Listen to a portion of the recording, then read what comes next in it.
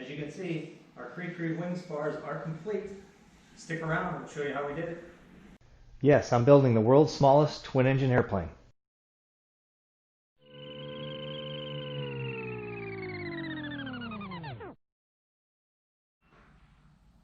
Okay, so today we're going to start the riveting process on the left wing spar on the forked ends. That's where we want to start. Now, some kind of masking tape, blue tape, painter's tape, something like that is going to be a very big help in trying to protect these spar caps while we're doing the riveting. We want to limit how much we're scratching these up and scraping up the alanine. So we're going to tape up as much of these parts as we can that are going to come in contact with my table and get slid around during the riveting process. The other thing we're going to do is we're going to use this blue tape actually on a lot of our riveting tools.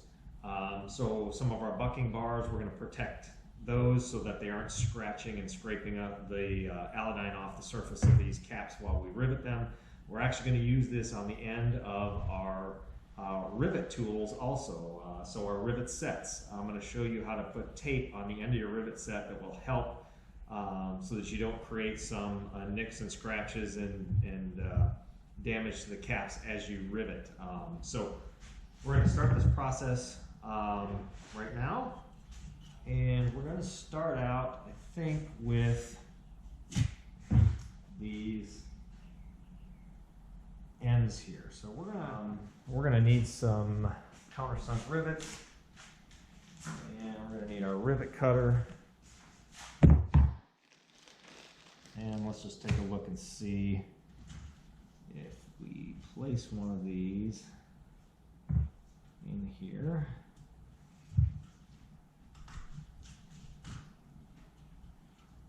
Like so, and I can install a CliCo fastener in here. Might as well do that real quick. Go private pliers. Now the other thing you're going to want to do is these CliCos have a little hole on the bottom of them. A lot of times that little hole can leave a ring or a mark in your metal. So a lot of times I'll take piece of tape and actually just wrap it on the bottom of the sheet metal fastener here. Just poke a hole through it, and you can actually just wrap the bottom of it. Literally just like that. Again, we're just trying to protect as much of this alanine process as we can. And what I'll do is I'll just CliCo this. You don't really have to worry about the part that goes through on the other side. We're not really worried about the rivet hole itself, just more the skin surface that's going to remain visible after we get done riveting.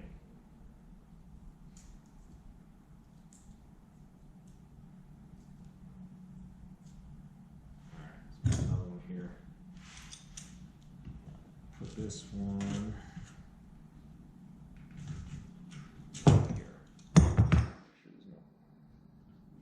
in between here.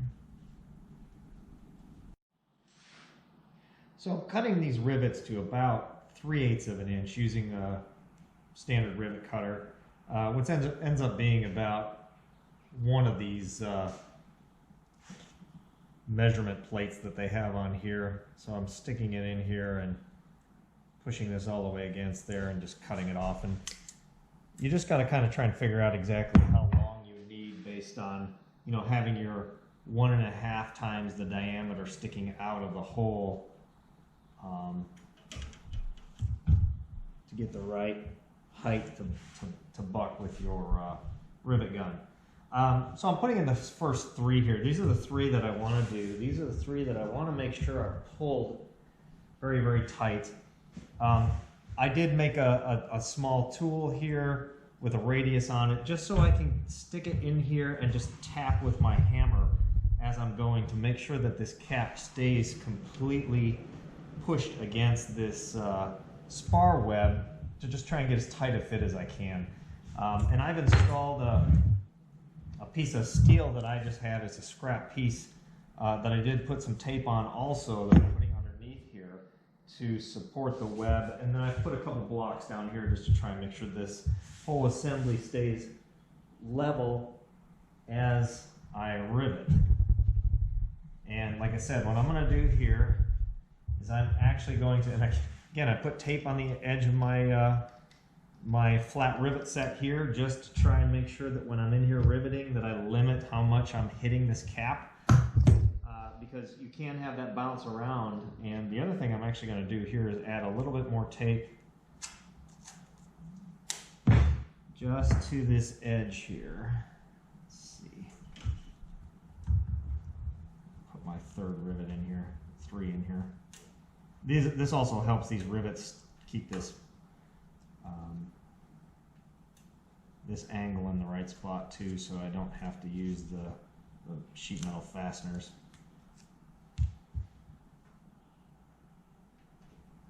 Right next to where I'm going to be riveting. Whoops. Alright, let's get that in there. Stay in there. And I'm going to actually wrap a piece of tape down in here on this radius, just on the edge of it.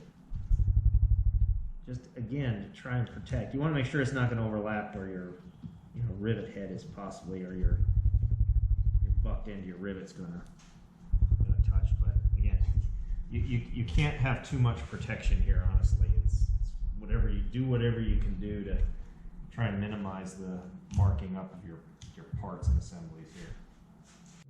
Get our air connected to a rivet gun, and we're going to do this process really slow. This is going to be a little bit more difficult than a normal rivet. You're just going to have to spend extra time making sure that you try and keep everything as tight as possible between these 2 layers. Make sure I don't have any tape going down in between here. I want to be able to see this as I'm doing it. Alright. Also, top, pull that down. Make sure you're wearing hearing protection. Okay, so we are ready to rivet this first rivet.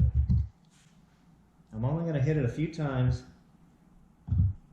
just to get it seated. And I'm going to use my tool here.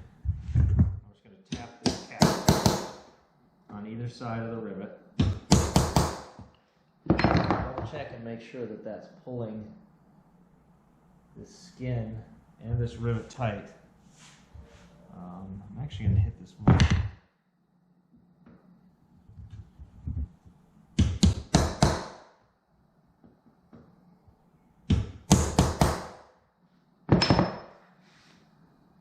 That's looking pretty good. I'm going to hit it again now.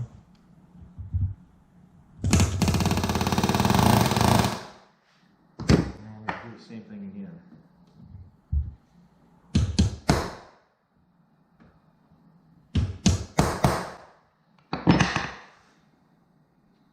Still looking good.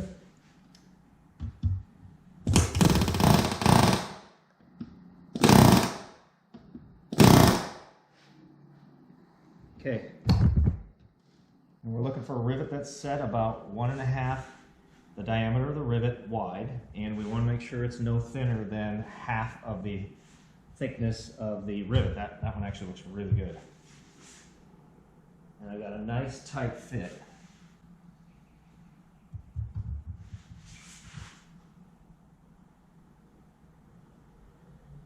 Yeah, that looks good. All right. Now we're going to go ahead and do the next one. And we're going to use the same process here. Where they go?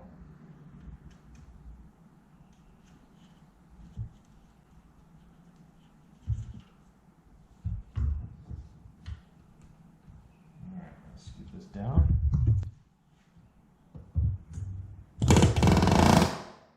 And I'm going to do the next 2 actually. At the same time, since they are in there, and it looks like this is going to work really well. And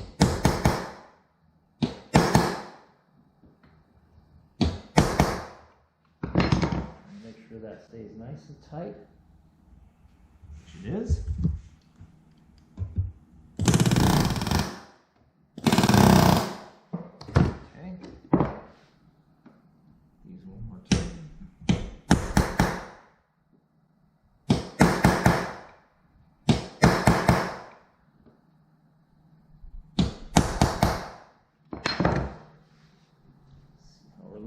we're looking good. So we're just gonna run these the rest of the way.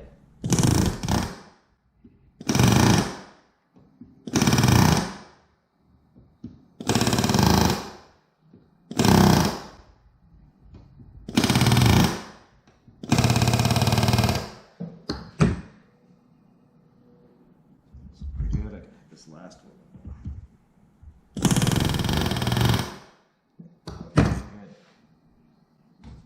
Okay, that looks great. So that's basically the process that you want to use to pound these rivets in. And grab the camera here. And you can see I've got a nice tight fit there. I've got a nice tight fit there. I've got a nice tight fit here. Hopefully you can see that. And we are going to continue on. And we're going to continue on. We'll do the rest of these rivets here. I'll come back and I'll do these over here, and then I'll fill in between here with the, you know, full round head rivets. And we'll get both of these spar caps done. Okay. So I almost forgot something when I started riveting this. These last 3 rivets here actually need to be countersunk on the front side of the cap also, not only on the back but on the front. And that's true for this bottom cap and the top cap that goes up here. So you can't get a standard countersinking tool in here around this angle of the cap. So what I ended up buying was a quarter-inch countersinking tool that countersinks at 100 degrees, the same as the rivet heads. And I'm going to use this to countersink these 3 holes right now. I'll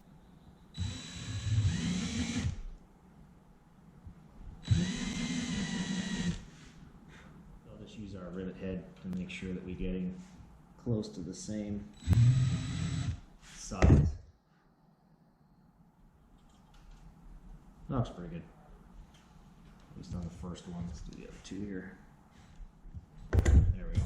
Okay, so I countersunk those 3 on the surface.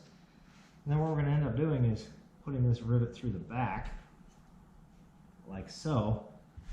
And I found the best method for doing these on the right spar is actually to use a combination of methods here.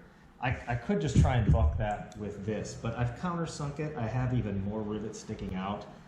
What has a tendency to happen is as you start bucking this rivet, it wants to bend one way or the other.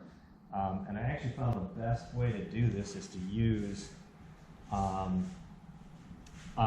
a rivet squeezer, to just squeeze these 3 down, just to get them short enough that when I can start pounding with this, that I have control over where that rivet, you know, is being bucked down into this hole. Because what we're going to actually try and do is we want to make this rivet actually conform to this recess that we created here, and actually have it flush with this cap.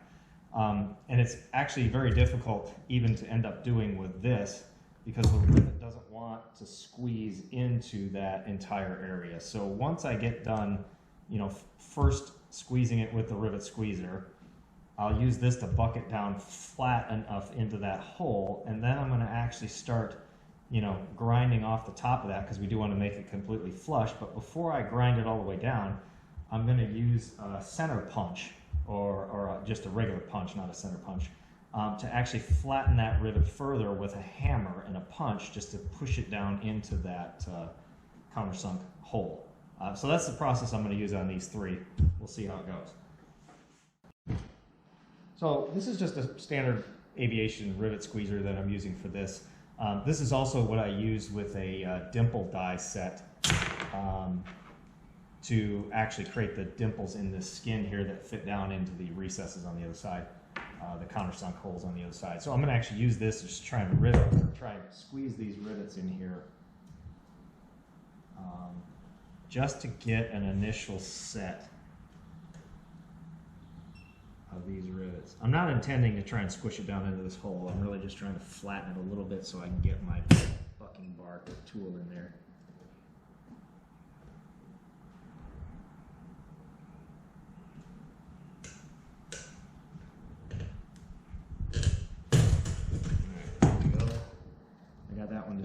push down a little bit. And you can see, I didn't protect this with tape. I just stuck this tool on here, it slipped and fell, and it just put a nick in my Allodyne coating. So again, that's just where you just want to be a little bit careful. Do the last one here. This is the one where I had a little bit tight hole. And so what I'm going to do here is I'm actually going to grab a number 30 drill bit and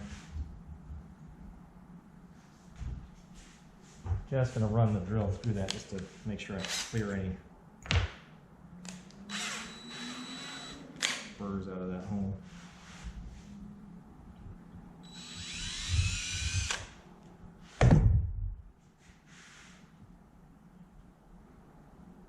There we go. All right, now we're going to rivet squeeze this last one.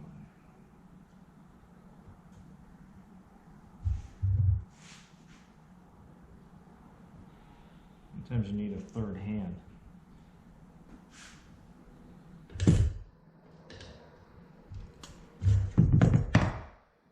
Okay, that looks good.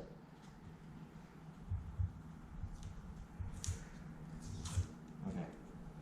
So again, all I've done is I've just done an initial squeeze on those. I have not finished setting those in there. So now what I'm going to do is number one, I'm actually going to take my tool here and we're going to pound this down a little bit.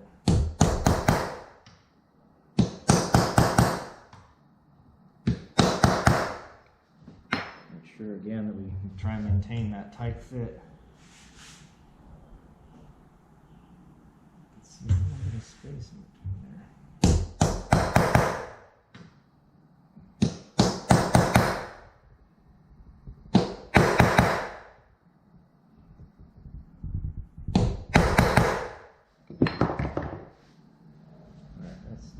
Better. All right. So now I'm going to take this and I'm just going to push this down a little bit further. And I am going to do another piece of tape. This is where you really have to worry about just that rivet set, sliding off the end of this rivet, and you can do a lot of damage really quickly, especially to the edges of these caps. Most of the time, it's not something that you just can't, sand out, grind out a little bit. So we're going to hit this. I'm going to check my tightness here. Hit that again.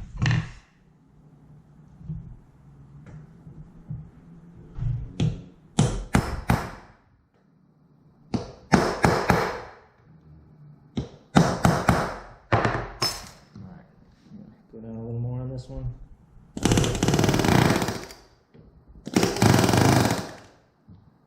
I'm going to start the one next to it.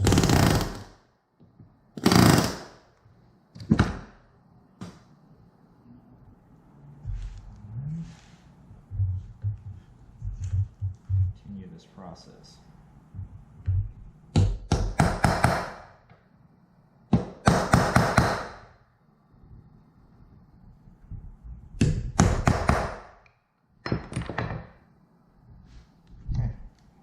This one some more.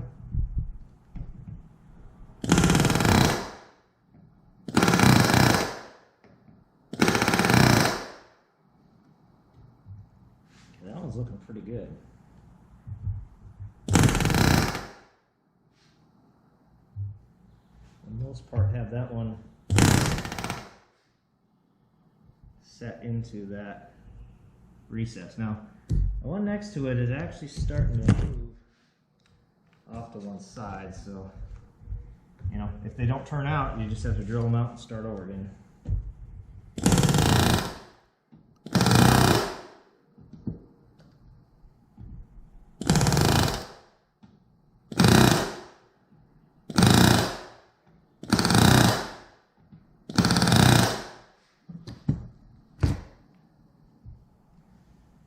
All right, that's pretty good.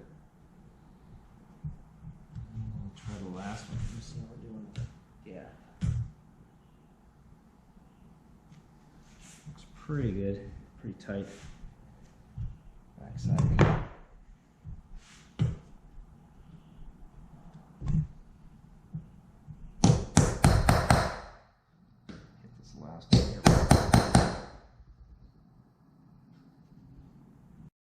So I just use this this punch here to just try and tap around the edge of this rivet, just to try and get it down into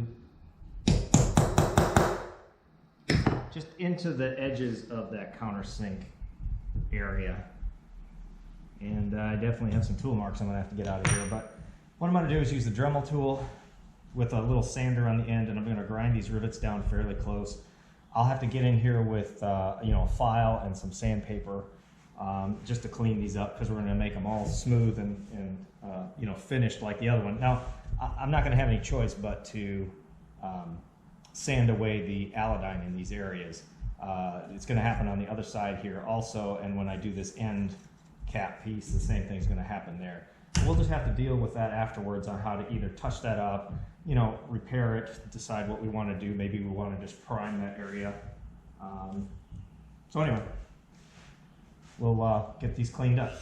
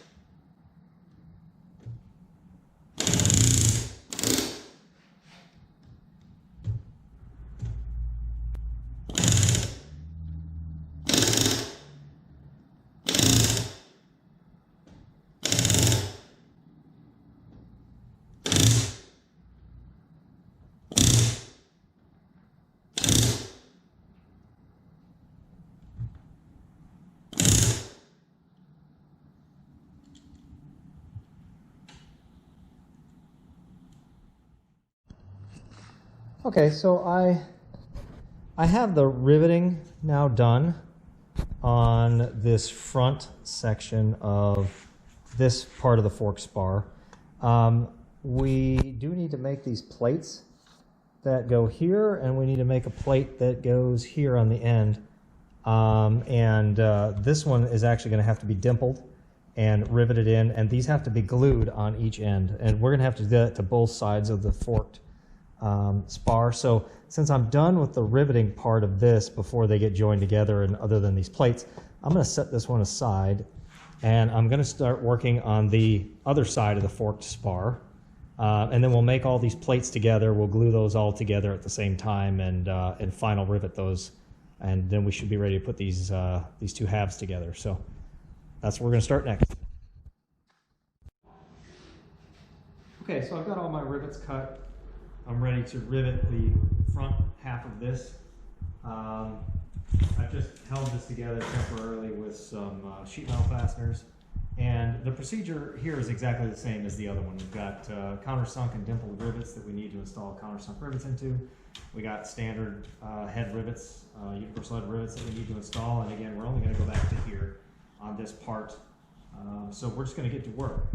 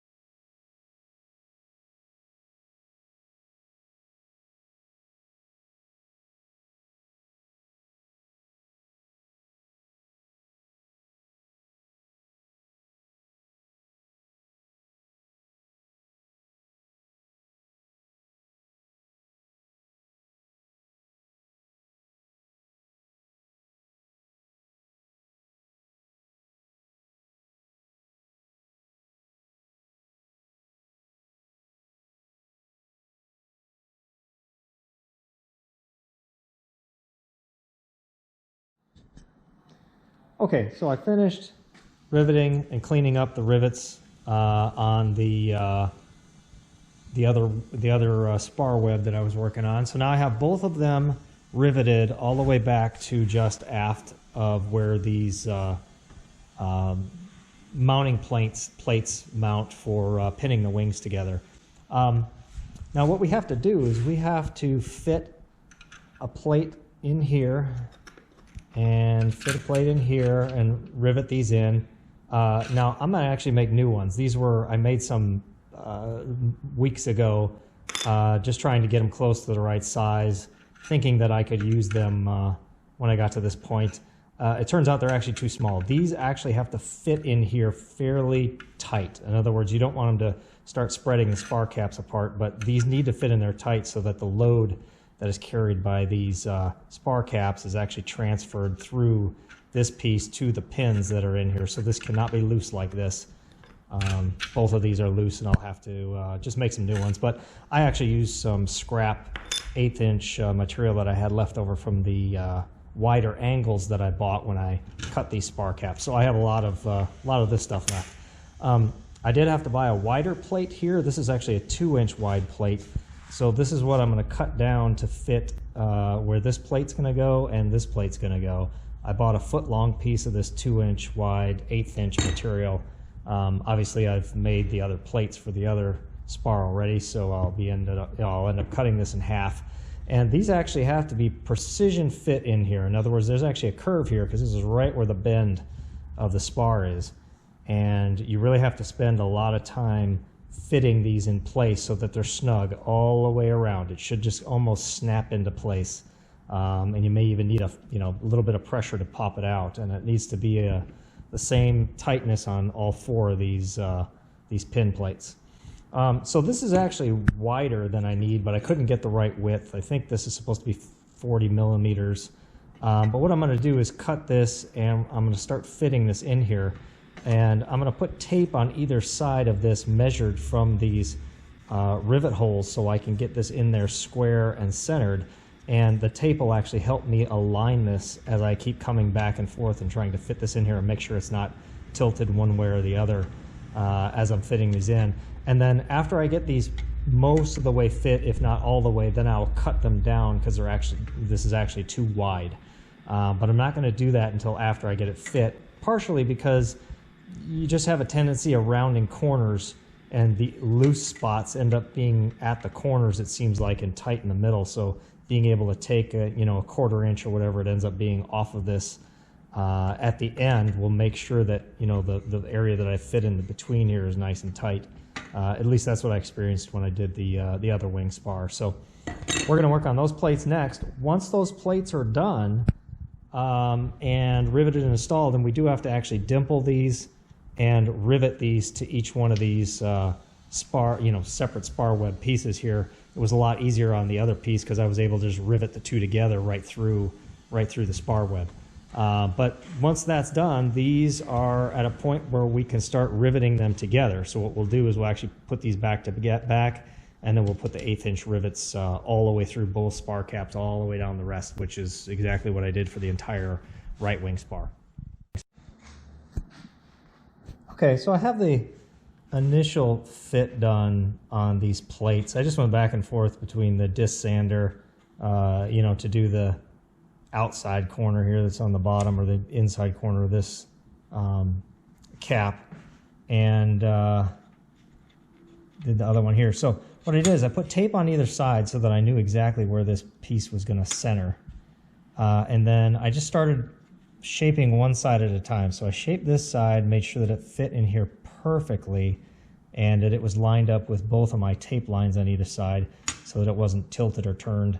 And then I went and worked on bringing the other side down until I could fit it in here, and it fit the same way, but that this whole piece is just a little bit oversized, maybe a 1/2 millimeter.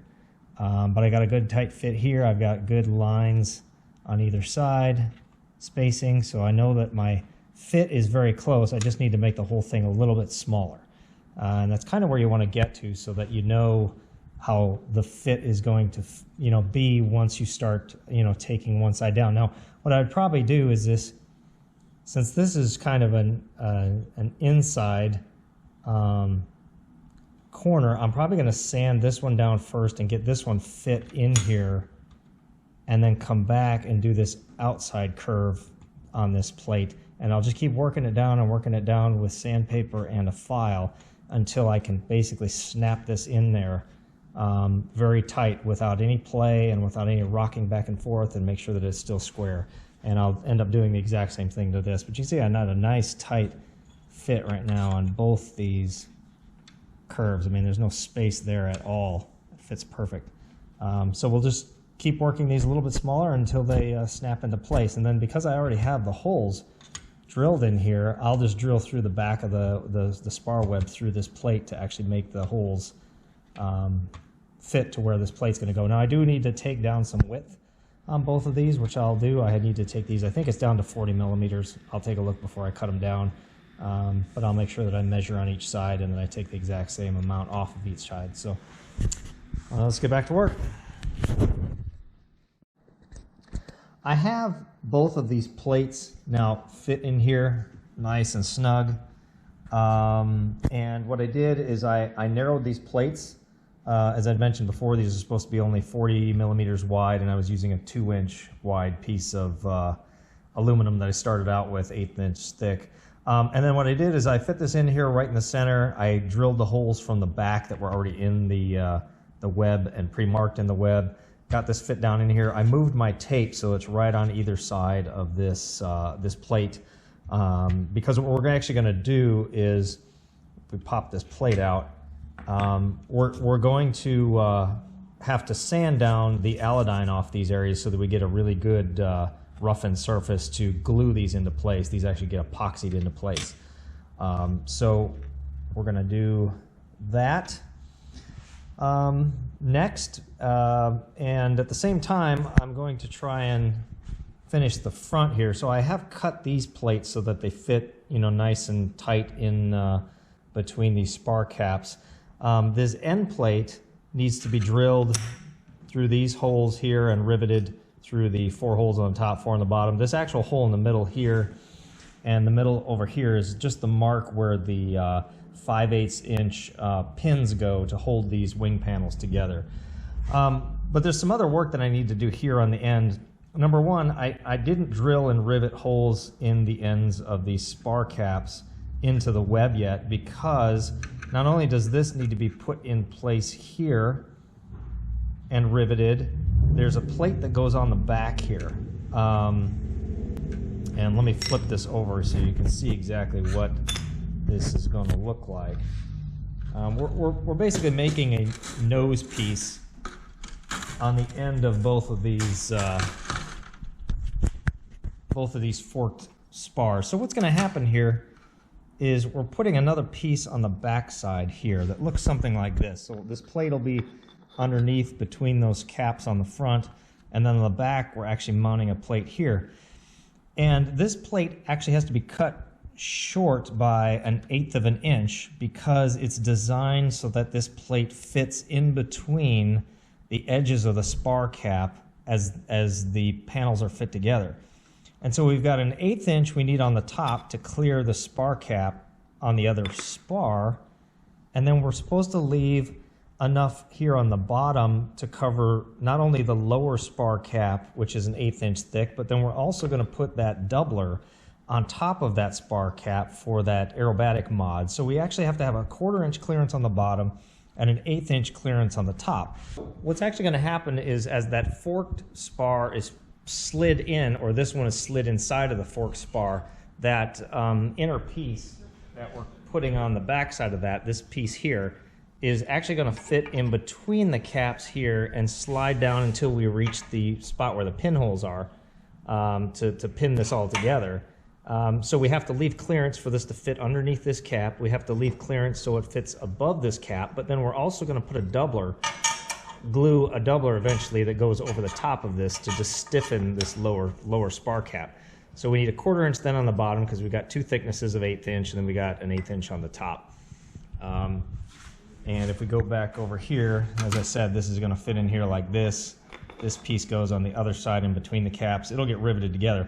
Now, one of the mods that we have to do here is we have to change the rivets. So the original plans were designed for there to be an 1/8 inch gap on the top and an 1/8 inch gap on the bottom, and that you were supposed to put 2 1/8 inch rivets through here that went all the way through into the spar cap on both sides. But because we're cutting this 1/4 inch on the bottom, we don't have enough room here on the end. I don't know if you can see here. But we don't have enough room here on the end of overlap to get 2 1/8 inch rivets in here and through the spar cap and riveted together. So what we're going to do is actually, this is a mod that, that another builder has done, is actually put 3 3/16 rivets in across the bottom, countersunk through the cap, just to make sure that we get good strength there and get you know, rivet sizes that'll fit better when this panel goes together. So anyway, if you didn't do this mod, usually what you ended up doing is you put the rivets in the right place, and then you'd have to go back and cut this piece off 1/4 inch, or sorry, 1/8 inch more, and you'd end up cutting the rivet heads off partially. And of course, we don't want to do that if we can fix this while we're building it. So, so we've got a little bit of work here to clean up these ends, get these pieces fit in here, get these in the right spot, and get everything drilled and set up, which is what I'm going to do next, because I want to aladyne all these pieces, including these at the same time. These all get bonded into place, so we'll bond them all at once. I do want to show you one other modification that I did. These plates here are supposed to be 2 millimeters thick. There isn't a real good size measurement of 2 millimeters that you know, that comes in the material that I needed, and I had 1/8 inch left over. And of course 1/8 inch fits right between these caps, but these caps have been feathered on the edge all the way down, supposed to be to 1.9 millimeters. And obviously, if you can see this here, this sticks up on the end here. It almost tapers back almost to exactly an 1/8 inch back here, but then it feathers down, and this right now is sticking up. If I had used a 2 millimeter plate, I probably could have just put it right in here and then just beveled the edges like you're supposed to. But what I decided to do, instead of just cutting this down to 2 millimeters, is I'm actually going to put this on my sander and sand the angle of this plate so that it matches the angle of the cap here. And I found an easy way to do that is actually to just, I had an extra fitting that was junk in one of my junk boxes, and I put double back tape on it. And what you can do is actually just put this on the back of this piece here. So I was able to take this over to my sander and just hold it and sand it at a nice even angle to get a good taper here. And that's what I ended up doing over here for these plates on the end. And then I was able to come back and just sand and file these down completely flush until I got the proper 1.9 millimeters here on the end that's required as part of the plans. But that worked really well. It's you know, supposed to be done a little bit differently in the plans, but this actually worked out really well. So I was able to finish the plates on both the spars. I countersunk the holes on the back side of here. I dimpled the holes on the spar web.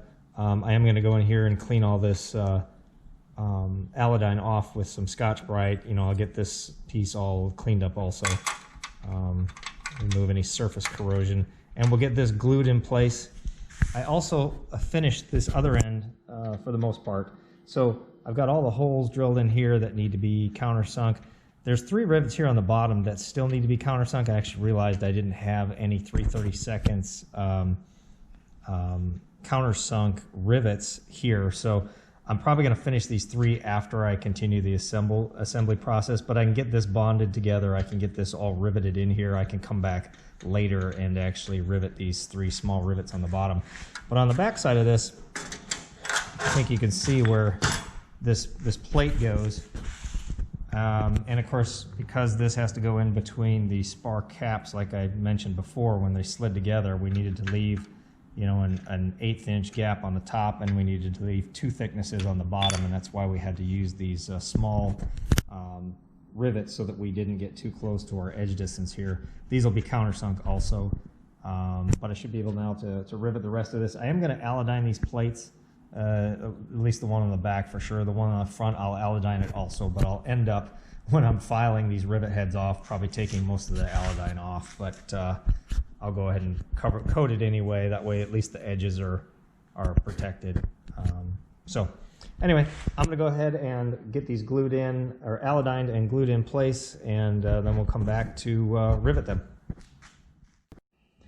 So I finished gluing these plates in yesterday. I let them dry overnight.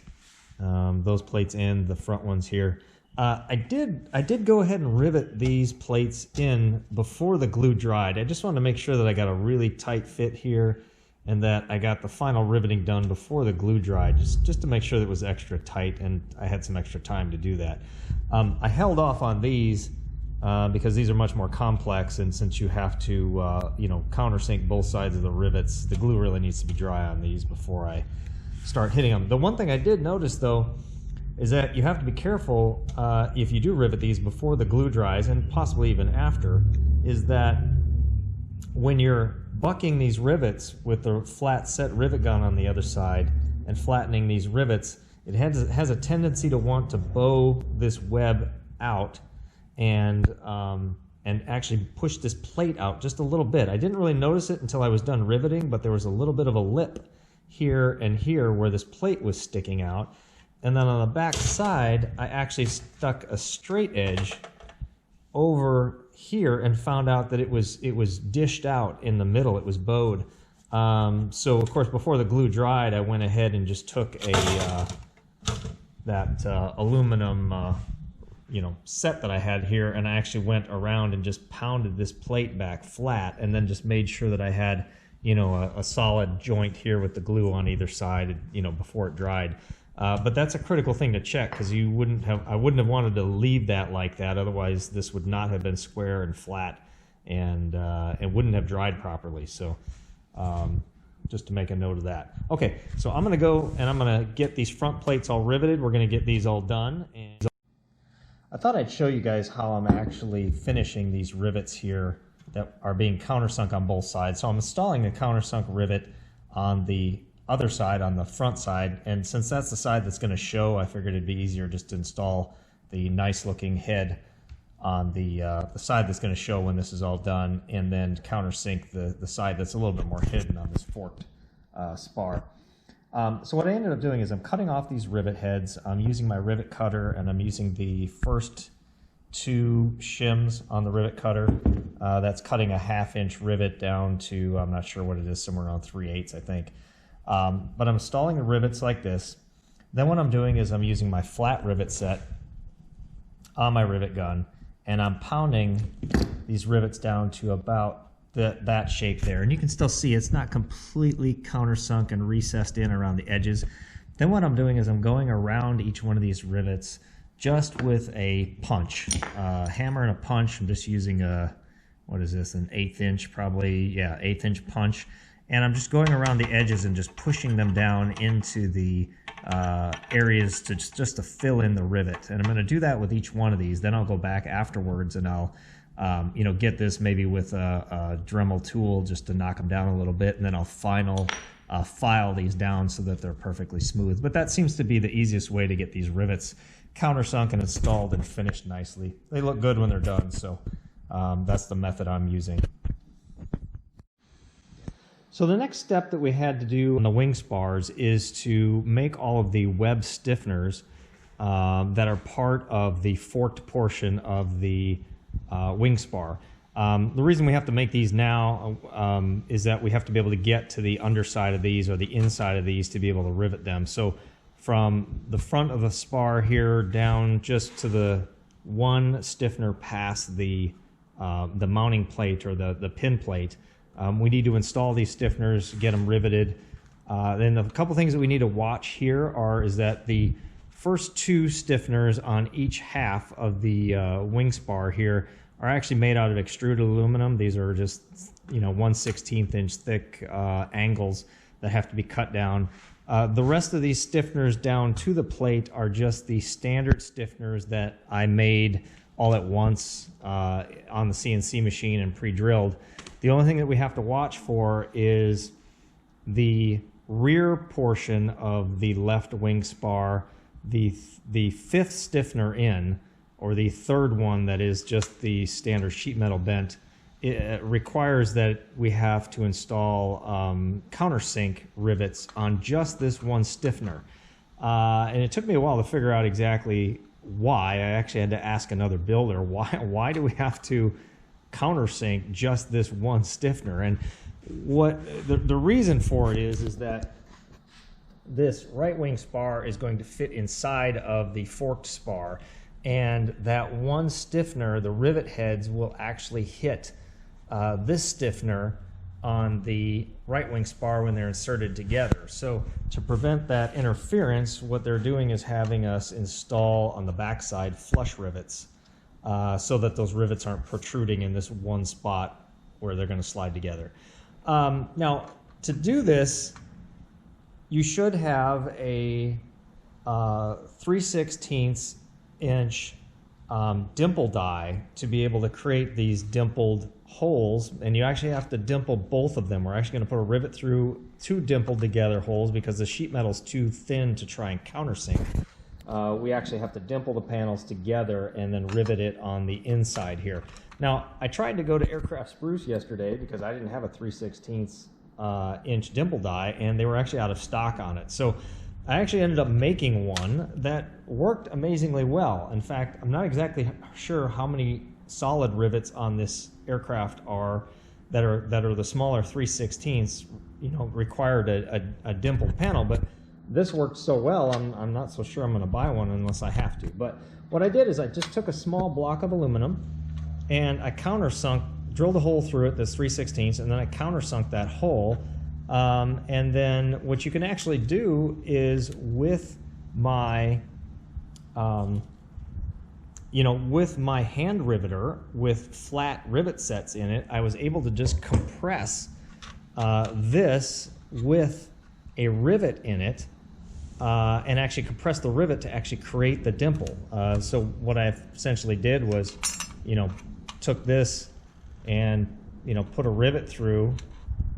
Hold on a second, I can't do this while I'm holding the camera.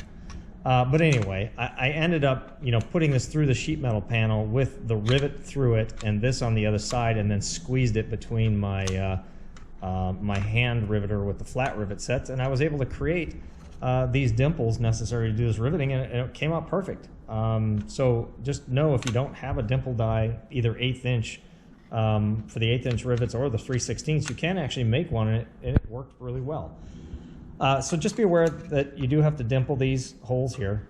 The other thing that I wasn't anticipating is that this stiffener that's just outboard of this last pinning point on these spars requires also a different stiffener here on both panels. And what this is it's a little bit taller, and it's going to have 1/8 inch rivet holes, but this is where there's actually going to be installed a sheet metal rib on the inboard side of these wing panels. It actually is on both panels. I didn't install these stiffeners, I just left them off when I did the right wing spar because I didn't need to do them at that time, and I thought, well, I'll just rivet those in later on when I actually create the ribs that go here.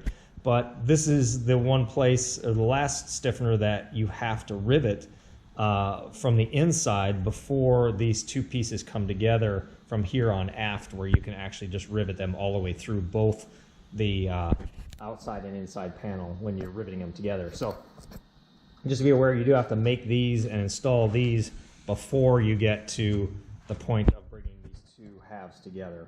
So what I'm going to do right now is I'm going to take all these pieces off. I'm going to clean them up. I'll scuff them up with Scotch-Brite. I'm going to allodyne all these parts, and then I'll get these riveted in. And then once these are riveted in, I then should be ready to put these two halves together and start riveting on down the rest of the way.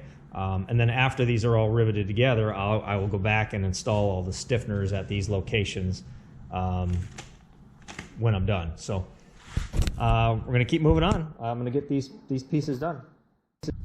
Okay, so I finished riveting all of the spar stiffeners in on the forked portion of the spars. What I'm going to do now is I'm ready at this point to assemble these two together. I'm going to cleco them all the way down to the end because we do need to then rivet from about here back these two pieces together. We're going to leave a small space open here where there's some tapered plates that we actually install, like wedges in between these two pieces to set this angle at the end that these two ends need to be separated by. So that they fit, nicely together with the right wing spar. So I'm going to cleco these all together, and I'll actually be able for the first time to put the left wing spar and the right wing spar together, which will be kind of nice to see. We can check and see if the pinholes align here and how close we are, or how much additional, possible shaping and sanding we need to do on these edges to make sure that everything is nice and straight. So we're going to do that next. We'll be right back. So this is what it looks like assembled together. So I have the two halves put together, and this looks really good. Again, you can see all the rivets heads that were inside of here, and so of course the right wing spar is going to fit inside of here. And we're going to go ahead and test fit this together real quick. There are some plates, tapered plates, as I mentioned, that go into here, and what those do is when you rivet those in place, it controls the angle here at the end, and of course we want to get that as close to where it needs to be so that when this other one fits in here that it's about exactly the same width. So let's get the other wing spar and let's put this together and see what it looks like. Okay, so hopefully this shows up good in the video here, but I have the two wing panels now connected together. So this is the finished right wing spar. You can see how they're slid together. This one fits in between these other two, the left wing spar that we're working on. I was able to get the pins to just slide right in. I mean, everything actually fit together almost perfect. So, I mean, at this point, I'm very happy. This is very satisfying once you get these two pieces together, because this whole time we've been building these two pieces separately. We don't know if they're going to go together. We've had everything held together with the sheet metal fasteners in a temporary fashion, and you're not able to fit these parts together until you get to this point where you have them done enough, at least in the center box portion here.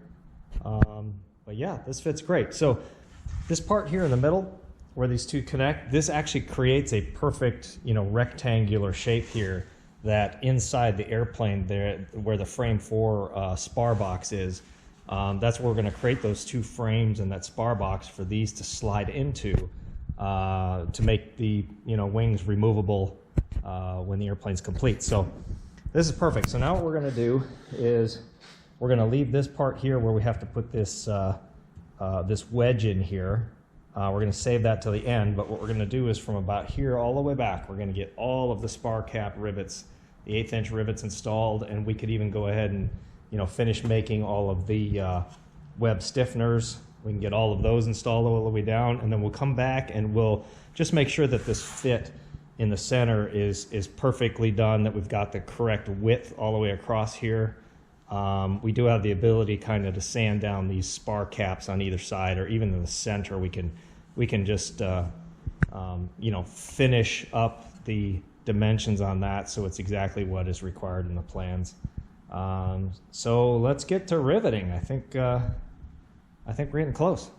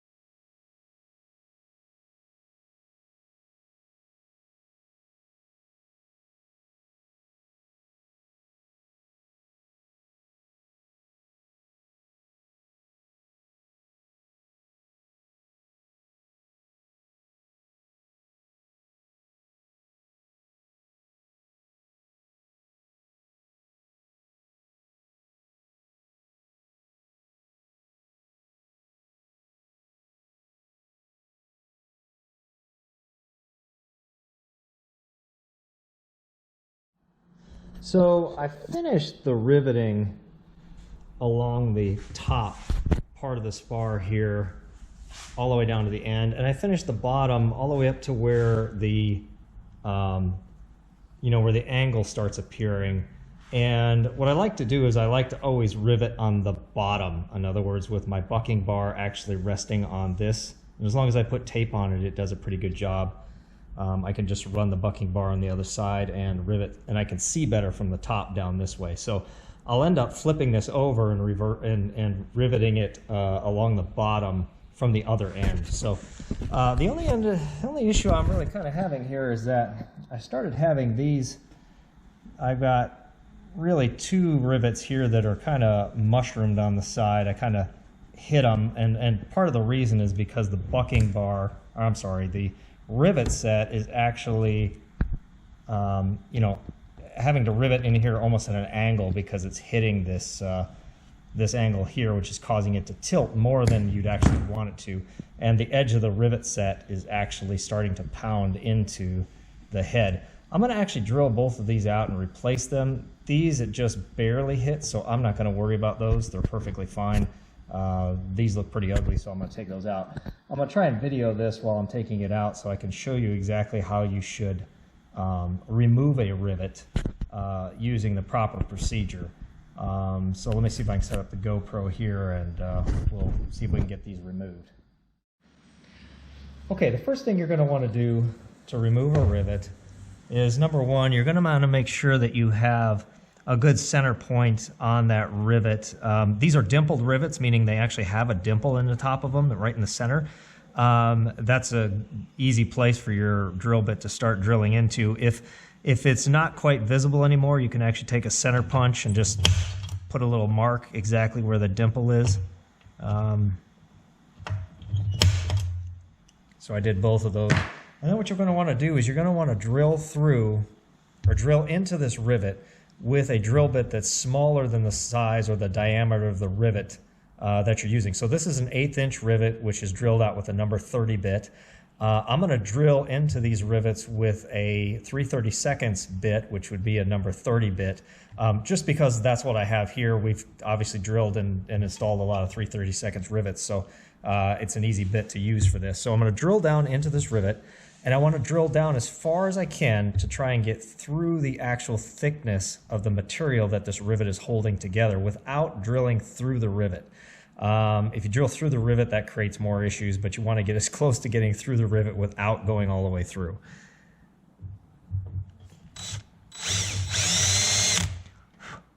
And just make sure you're being real careful and drilling down the very center of that rivet.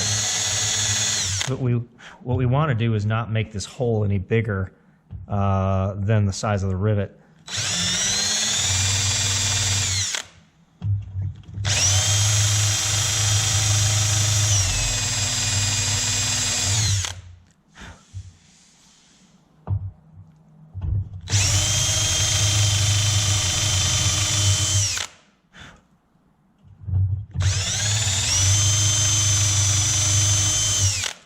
Okay, so I've gotten down into that one pretty far. I don't think I'm quite through the thickness of the material yet, but now I'm going to switch to a drill bit that's the same size as my rivet is, which is 1/8 inch or number 30.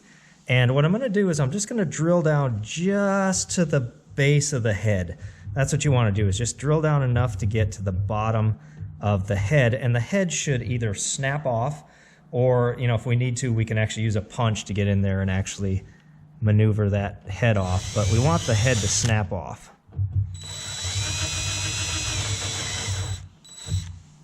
And this one didn't quite. There we go. So if you just twist the drill bit with it a little bit, you can usually get it to pop off. Okay, so now we have the head popped off. And now, if we've actually drilled down far enough, we should be able to take a center punch and just knock that rivet out. And what I'm going to do is use a center punch that's 3/32, which matches the drill size that I used, and I'm just going to give it a couple good taps. Now, it didn't pop out. That tells me that I actually didn't drill down into that drill or into that rivet enough, because it's still gripping at the bottom in the lower cap.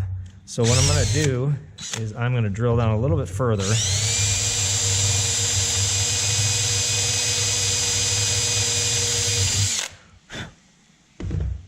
And we'll try it again.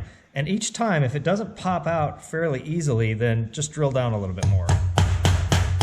Okay, and that knocked right out. And let's see if we can see this here. So hopefully you can see this in the video. But what you want to do is make sure that you have drilled down as close to the center of that rivet as possible so that we don't make this hole any bigger. And it should come out with a sleeve of material pretty much all the way around it, which this one did. So that one came out pretty well. All right, so now we're ready to install another rivet. And it's still a little tight. We might have a few burrs in there, so what I'm going to do is just run down through this with a number 30 bit again, just to clean out the hole and make sure it's nice and... There we go. Okay, and then we should be able to reinstall a rivet in here, and we really didn't make the hole any bigger, so we didn't damage the hole at all. And I'll go ahead and see if I can get this other one out. All right, let's try it again. There we go. Okay, you can see on that one, we got pretty much down the center. That one looks good too. And we'll see if we can get it. Yep. All right. So we're going to go ahead and put, yeah, that one's a little tight too. I'm just going to run down into that with an 1/8 inch bit. Just to clean it out.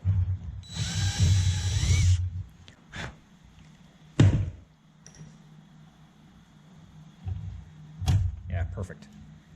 Hole's not loose at all. I'll have no problem reinstalling those rivets.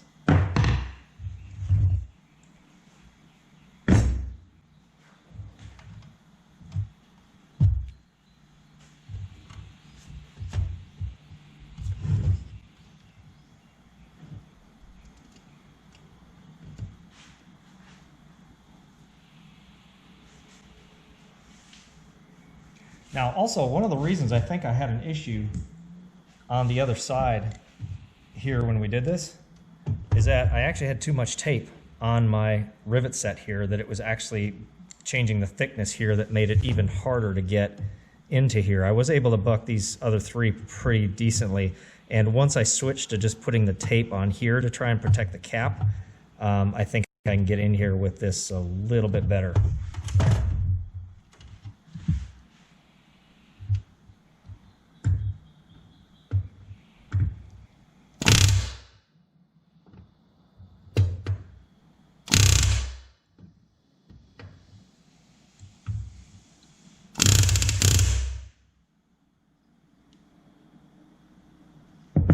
Pretty good. Let's take a look and see here. All right, so this was the rivet here that I just reinstalled, and you can see it's just catching the edge of it. Again, that's not a structural issue, it just doesn't look quite as good. So we're not going to worry about it. Let's see how this one goes.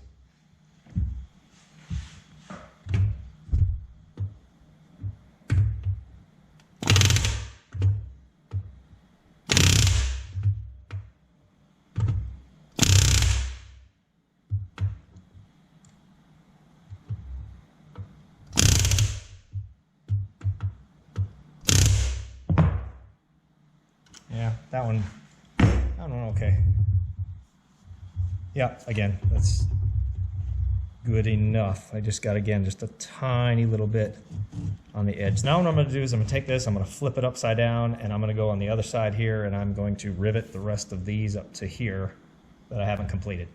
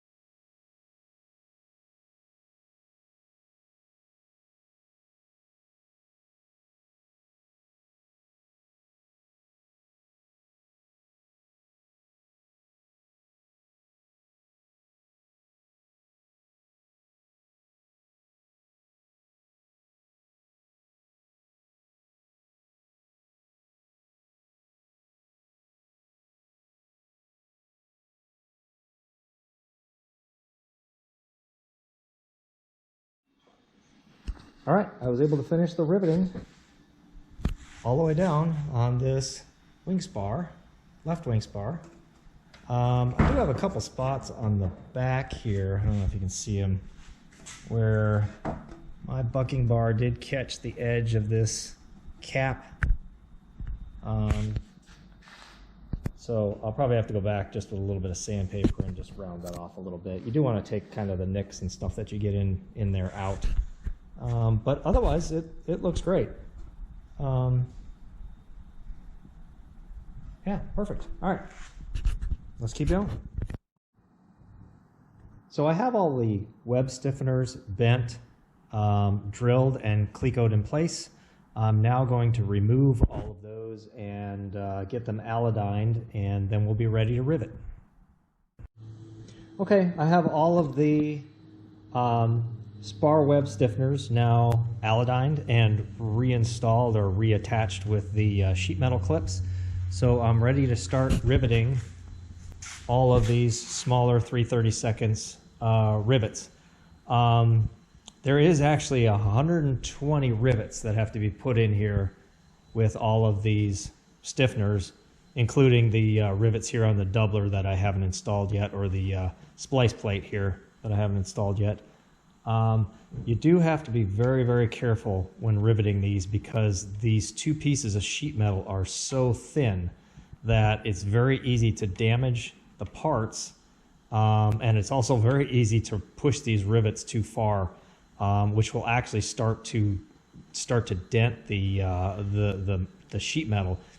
In the plans, it mentions that you should they call it a sink. In other words, when that rivet starts to sink into the metal, you're actually supposed to stop riveting it, and you're even supposed to cut these rivets slightly short. So the idea behind these is that you're just supposed to get these rivets attached. You're not really supposed to worry about pounding these in.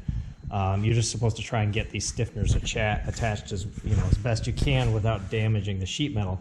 Now I had a piece. Let's see if I can grab it here. So on the first right wing spar, this is one of the defects that I had. So if you're not careful with the rivet gun, it can get a little bit out of hand, and it can do this to your parts. I actually had to make a new one of these and reinstall it. Luckily, I didn't damage the web. But it's very, very easy to grab a little bit too much of that rivet gun trigger and actually damage your parts. So these have to be done very, very carefully. But once they're done, then we're basically done with this wing spar, with the exception of completing these shims that need to go into here. So we're getting close. Let's get to riveting.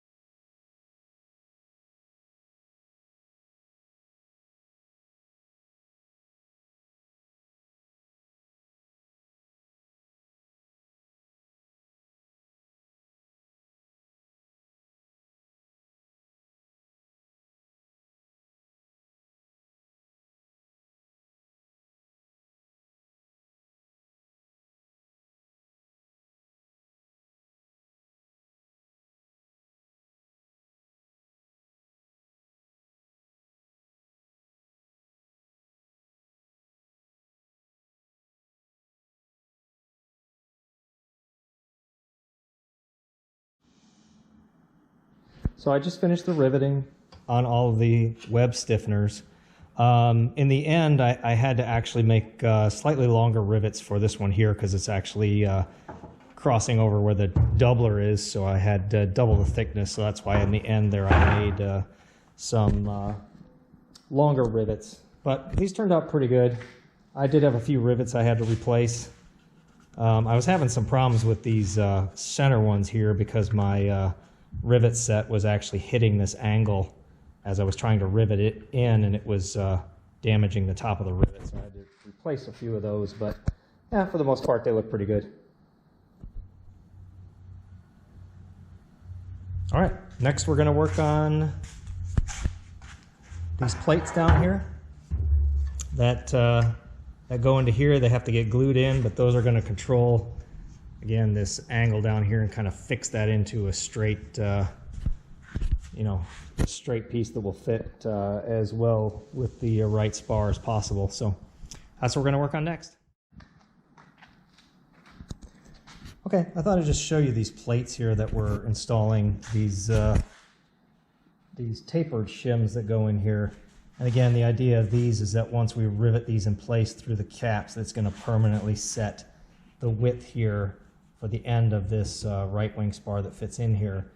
So we want to keep modifying these, sanding these down until we get a perfect fit with the end of the cap, so that when we rivet this together, we have a nice tight fit here with the entire spars here in the spar box. So there's one of these on the top, one of these on the bottom. I actually have to move this back about 1/4 of an inch. So I'm getting very close here to the last, finishing up the last step. I have the shims tapered and just temporarily put in place on both sides of the spar, the top and the bottom. And you can see I've got a pretty decent fit here with the right wing spar that goes down the center here. You want it to be about the same width as the end of that spar. If you need to do any final sanding on this to you know, shape it a little bit more, that needs to be done before you finish these little wedges that go in here, because you do want this to have a nice tight fit. You don't want to be putting this in place and then sanding down the edges of this and find out that you get a loose fit on the end here. I want to keep that nice and tight. I do have a pretty good fit all the way across here. I got a little bit of a bend right here. You can see there's a rivet there. I think I bent it when I was riveting that. And what I'll do is you can just bend it back just with a hammer on the bench. Just tap it and it'll bend back a little bit. That'll take care of that gap. But the gap is really unimportant because we're going to have this fit into a box that's built inside of the center of the airplane. So when we slide this in and then fit this one in between, we're going to get a nice tight fit on either side with that box either way. I can even pinch this all the way down with my hand. So again, not a big deal. You will notice though, I don't know if you can see this, but this spar going out, which is the left wing spar in this case, you see how it's actually got a slight curve to it. That's actually normal in the sense that when you install the rivets on the front of the spar, where you're riveting on the back, it has a tendency to just stretch the caps a little bit, and it does cause it to curve. You can literally just put this flat on a bench, have the end hanging off, and you can bend it back into a perfectly straight line. I did that with the right spar already. That one's nice and straight. It's very easy to do, and it's expected that these caps and everything as you rivet are going to kind of move and have to be manipulated a little bit. You can also end up with a little bit of twist in this, but again, it's very easy to take the twist out of it. Before we get ribs and wing skins, which actually will hold this whole thing completely solid. You will have to do a little bit of tweaking on these to get it to fit and be nice and straight. But this really looks good. I'm just going to finish. I'm going to actually put some C-clamps in here like recommended in the manual and get rid of these clamps that are on here. And I'm going to test the fit sliding in and off just to see how this fit is. And I may actually go and just sand the edges of this right wing spar where it fits in here just to straighten out a few minor imperfections that I have in there before I go to the point or get to the point of gluing these in place. These are supposed to get glued in place It also talks about gluing between the web and the cap, although this is all riveted together except for this one little spot. I don't know if I can separate the skin and glue that in there, if that's even necessary, but it does recommend gluing the wedge in place and gluing between the cap and the spar web, and then putting in the final 4 rivets on the top and bottom. So once that's done, this initial build of the wing spars is complete. So got the shims glued in place, and I have actually riveted them already along the top and the bottom. So as soon as these dry, these spars are complete, and we're done with the right and left wing spars.